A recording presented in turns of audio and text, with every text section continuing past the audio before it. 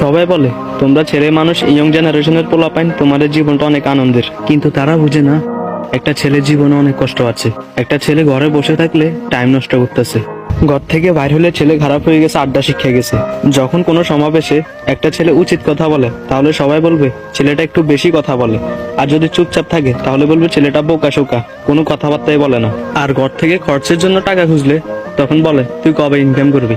আর যখন নিজে ইনকাম করে নিজের কিছু শখ আহ্লাদ পূরণ করে তাহলে সবাই বলবে বাহ সুন্দর, টাকার গরম দেখাইতেছে, টাকার অহংকার দেখাইতেছে। তারপর যদি দেশে কিছু করতে না পারে তাহলে বলবে বিদেশ চলে যা, বিদেশে অনেক টাকা ইনকাম করা যায়।